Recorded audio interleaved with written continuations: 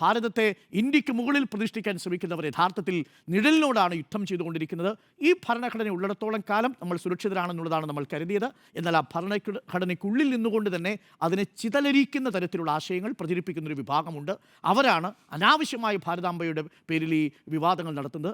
എൻ്റെ ഭാരതാംബ, ഇനി ഭാരതാംബ എന്നുള്ള ഒരു വിളി, അത് വിളിക്ക് വൈകാരികമായൊരു വിളിക്കൊരു സ്വാതന്ത്ര്യ സമരത്തിനൊരു വൈകാരികമായിട്ടുള്ളൊരു കാൽപ്പനികമായ സൗന്ദര്യമുണ്ട് എന്ന് കരുതുന്നയാളാണ് ഞാൻ. മാ തേരേ വതൻ ഭാരത് മാതാ കി ജയ് എന്ന മുദ്രാവാക്യം എഴുതിയത് അസിമുല്ല ഖാനാണ്. അദ്ദേഹത്തിൻ്റെ മുദ്രാവാക്യത്തിന് അത്രമേൽ ചാരുതയുണ്ട് എന്നുള്ളതാണ് ഞാൻ മനസ്സിലാക്കുന്നത്.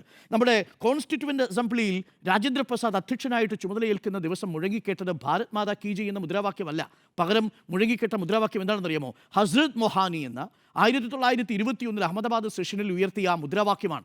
ഇൻകുലാബ് സിന്ദാബാദ് എന്ന മുദ്രാവാക്യമാണ്. ഹസ്രത് മൊഹാനിയാണ് അത് മുഴക്കിയത്. മറ്റൊരു മുദ്രാവാക്യം കൂടി അവിടെ കേട്ടു, ജയ് ഹിന്ദ് എന്ന മുദ്രാവാക്യമാണ്. ആരാണ് വിളിച്ചതെന്നറിയാമോ?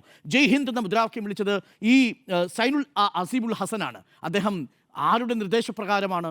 സുഭാഷ് ചന്ദ്രബോസിൻ്റെ നിർദ്ദേശപ്രകാരമാണ് ആ മുദ്രാവാക്യം വിളിച്ചത്. ജയ് ഹിന്ദ് എന്ന മുദ്രാവാക്യം മുഴക്കിയത്.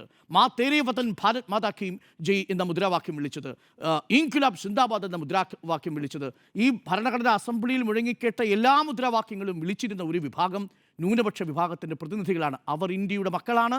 അവരുടെ ദേശീയത കൂടി ഉൾപ്പെടുമ്പോൾ മാത്രമാണ് ഇന്ത്യയുടെ ദേശീയത പൂർണ്ണമാവുക.